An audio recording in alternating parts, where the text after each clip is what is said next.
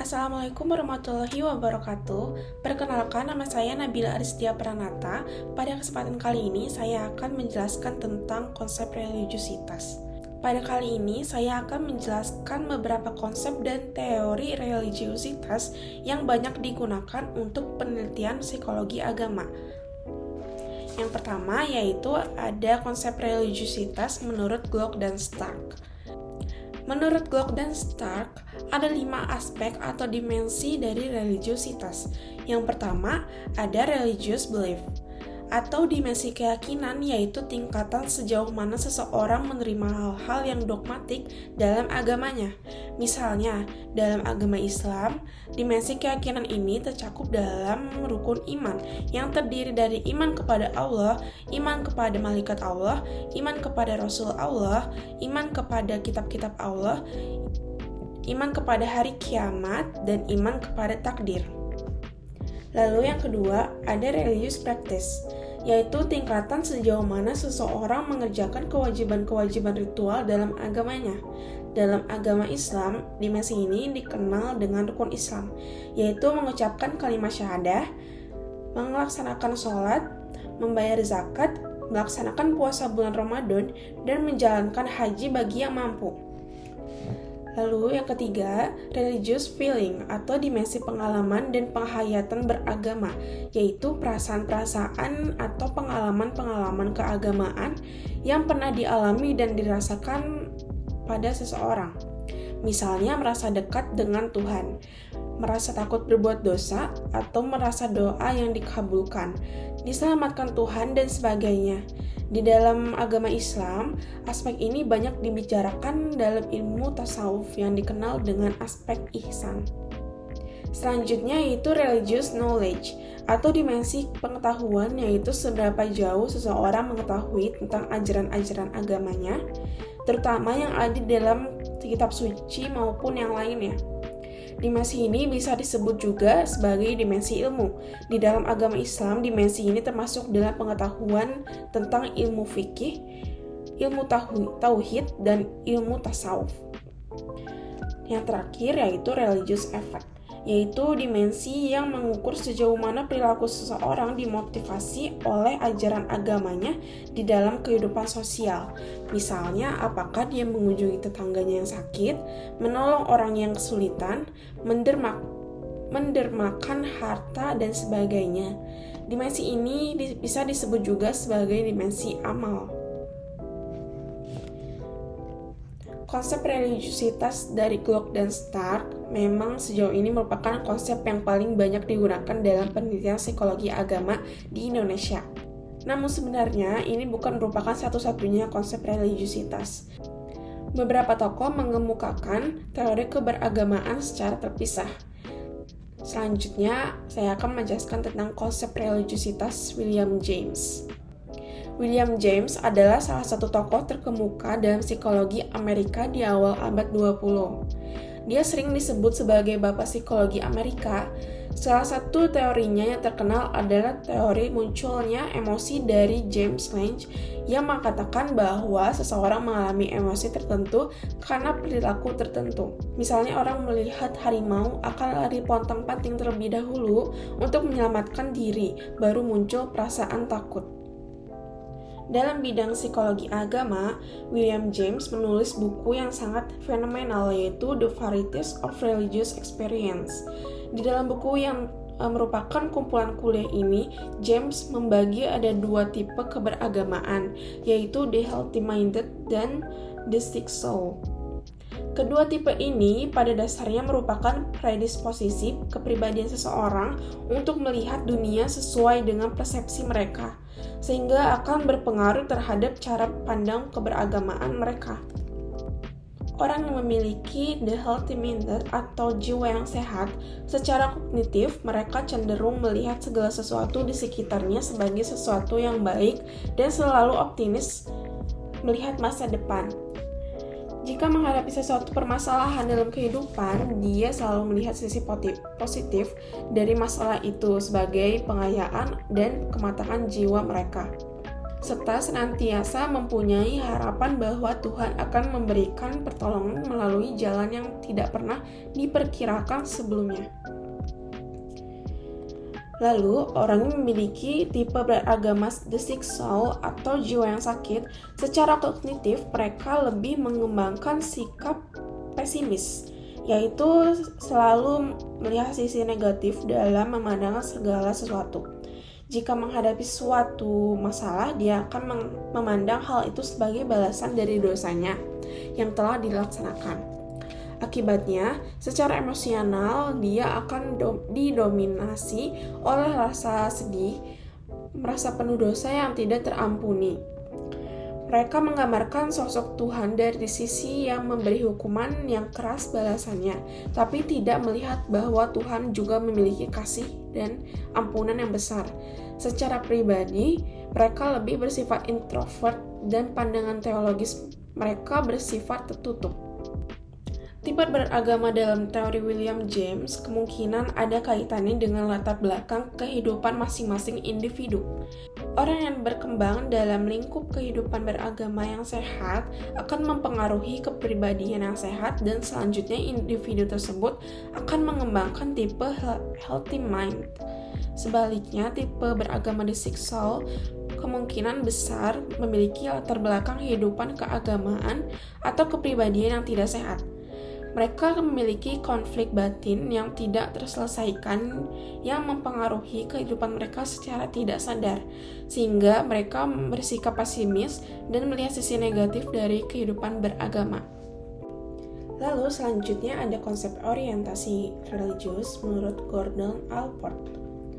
Pada awalnya, Allport dan Rawls menjelaskan orientasi religius sebagai kecenderungan bagaimana seseorang hidup dan menjalankan keyakinan agamanya. Dengan kata lain, bagaimana orang mewujud nyatakan kepercayaan agama dan nilai-nilai yang dianutnya. Menurut Jagger, Allport dan Rawls menggunakan teori motivasi untuk menggolongkan orientasi religius menjadi dua macam, yaitu orientasi religius intrinsik dan orientasi religius ekstrinsik. Atau bisa juga dikatakan motivasi intrinsik dan motivasi ekstrinsik. Kedua macam orientasi religius ini memiliki ciri yang bertolak belakang satu sama lain. Ada beberapa aspek yang membedakan antara orang yang memiliki orientasi religius intrinsik dan orientasi ekstrinsik. Antara lain yaitu yang pertama, aspek personal versus institusional.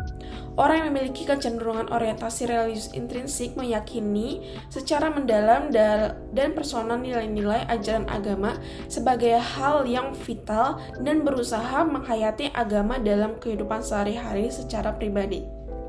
Mereka akan menganggap agama sebagai bagian dari kehidupan internal individu dan menjadikan agama sebagai tujuan hidup.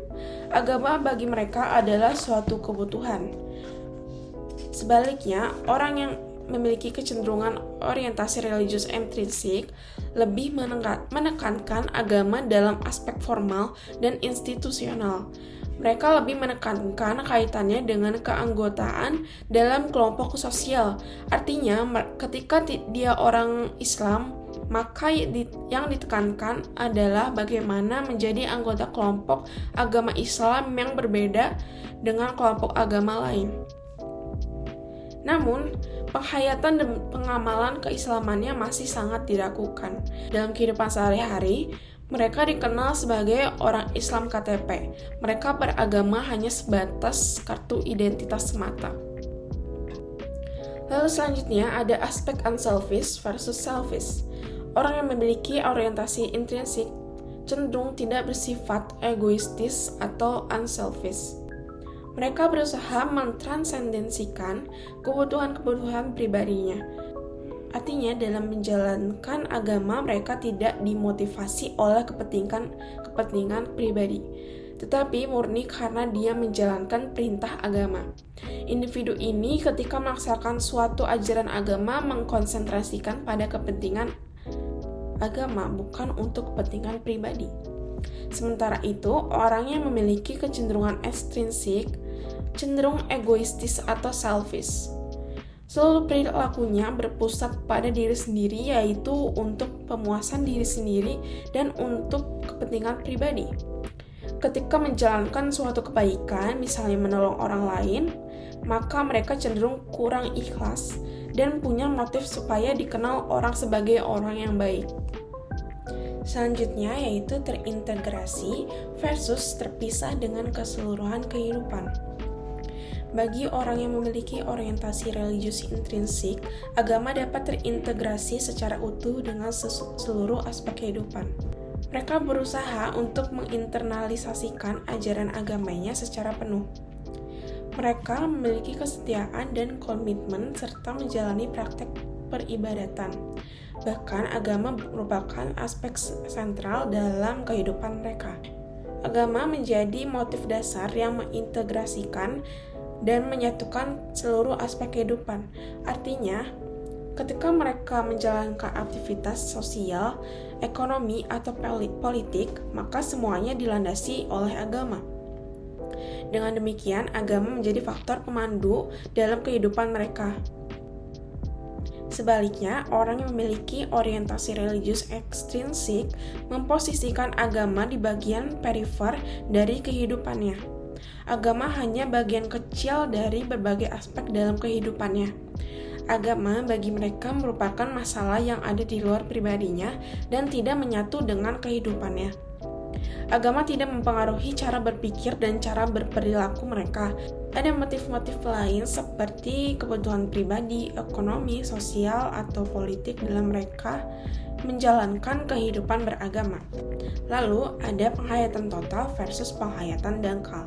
Orang dengan orientasi religius intrinsik akan menerima keyakinan agamanya secara sungguh-sungguh dan totalitas tanpa syarat. Dalam melaksanakan ritual agama, orang yang berorientasi intrinsik akan menghayati sepenuh hati, sehingga mereka dapat merasakan nikmatnya dalam menjalankan ibadah agama, betapapun beratnya. Mereka serius mengarahkan energi untuk sungguh-sungguh dalam kehidupan beragama, mencoba untuk menerapkan ajaran agama dalam kehidupan sosialnya. Mereka akan menomorsatukan pertimbangan agama dibandingkan pertimbangan yang lain dalam membuat keputusan dalam kehidupan. Lalu pada orang dengan orientasi religius ekstrinsik hanya menghayati keyakinan agama secara dangkal dan tidak dihayati secara penuh. Dalam menjalankan ritual ibadahnya, mereka tidak menghayati secara dalam. Mereka lebih merasakan ritual agama sebagai suatu kewajiban dan bukan kebutuhan pribadi. Lalu ada pokok versus instrumental. Orang dengan orientasi religius intrinsik menjadikan agama sebagai tujuan akhir. Hidup mereka didedikasikan untuk menjalankan perintah-perintah agama. Nilai-nilai agama betul-betul diimplementasikan dalam kehidupan sehari-hari yang didorong oleh motif keagamaan tanpa terselip motif-motif lain seperti motif pribadi, ekonomi, dan sosial. Iman menjadi faktor pengintegrasian bagi hidup. Sebaliknya, orang dengan orientasi religius ekstrinsik menggunakan agama untuk mendapatkan keuntungan pribadi, status, atau kedudukan sosial. Agama tidak ditempatkan pada posisi yang seharusnya, melainkan sebagai alat untuk memenuhi kebutuhan lain. Agama dilihat dari nilai instrumental atau alat dan utilitarian atau asas kegunaan. Lalu ada asosiasional versus komunal. Orang yang memiliki orientasi religius intrinsik memiliki keterlibatan dalam kehidupan beragama yang sangat dalam untuk mencari nilai-nilai transendental yang tinggi. Mereka berafiliasi dalam suatu kelompok keagamaan demi mencapai kehidupan yang penuh makna. Hal ini terlihat dari usaha yang dilakukan untuk selalu berusaha mempelajari ajaran agama secara lebih mendalam. Sementara itu, orang yang memiliki religius ekstrinsik berafiliasi dengan suatu kelompok agama sebagai usaha untuk memperluas jaringan sosial dan untuk sebagai memperkuat status sosial mereka di masyarakat. Yang terakhir ada dinamis versus statis atau keteraturan menjaga iman versus kemandegan. Orang yang memiliki religius intrinsik selalu berusaha menjaga perkembangan iman mereka agar jangan sampai menurun, sehingga mereka akan terus-menerus memperdalam ajaran agama yang dianutnya melalui keikutsertaan pada kelompok kajian atau membaca buku-buku agama. Mereka selalu berusaha mencari waktu untuk melaksanakan ibadah di sela-sela kesibukannya. Mereka tidak hanya menjalankan peribadatan agama yang bersifat wajib saja, tetapi juga melaksanakan ibadah-ibadah sunnah. Sebaliknya, orang yang beragama ekstrinsik tidak begitu memperdulikan perkembangan keimanannya. Mereka beragama hanya puas dengan menjalankan ibadah seperti apa yang diterima dari lingkungan dan orang tuanya saja. Tidak ada usaha untuk menginternalisasikan dan menambah pemahaman tentang ajaran agamanya. Selain dari konsep yang dikemukakan oleh Gordon Stark, William James, dan Gordon Allport, masih banyak konsep religiusitas lain yang dikemukakan oleh para ahli psikologi agama. Namun, konsep-konsep tersebut tidak begitu menonjol. Hood, Hill, dan Spilka menyebutkan konsep religiusitas lain yang dikemukakan oleh beberapa ahli sebagai berikut, yaitu yang pertama, menurut Allen dan Spilka. Menurut mereka, religiusitas dibagi menjadi dua, yaitu yang pertama committed religion. Dalam keberagaman ini, orang menggunakan perspektif abstrak dan filosofis. Ide-ide dan pemahaman agamanya mempunyai makna yang jelas dan mengkaitkan agama dengan kehidupan sehari-hari. Lalu kedua, consensual religion. Orang dengan tipe keberagaman ini berusaha menyederhanakan agama secara kognitif saja dan pemahamannya tidak terdiferensiasi dengan baik. Lalu ada konsep religiusitas menurut Erich Fromm. Erich Fromm mengemukakan ada dua model keberagamaan, yaitu yang pertama ada authoritarian religion, yaitu keberagamaan yang bersifat otoriter, yang memiliki ciri-ciri antara lain orang yang selalu merasa dikontrol oleh kekuasaan tertinggi, selalu menekankan ketundukan dan kepatuhan terhadap ajaran agama, lebih banyak merasa berdosa besar sebagai balasan dari ketidakpatuhan. Lalu yang kedua, ada humanistic religion, yaitu keberagamaan yang bersifat humanistik, yang mempunyai ciri-ciri antara lain berpusat pada diri manusia dan kekuatannya. Tujuan utama adalah merealisasikan atau mengaktualisasikan potensi-potensi dalam diri manusia, bukan hanya sekedar kepatuhan yang dangkal dan mekanistik. Tipe beragama ini memandang Tuhan sebagai simbol dari kekuatan manusia, dalam arti bahwa manusia harus memiliki sifat-sifat seperti Tuhan. Misalnya, jika Tuhan memiliki sifat kasih dan sayang, maka manusia harus memiliki sifat kasih sayang. Jika Tuhan memiliki sifat maha pengampun, manusia juga harus banyak memaafkan kesalahan orang lain.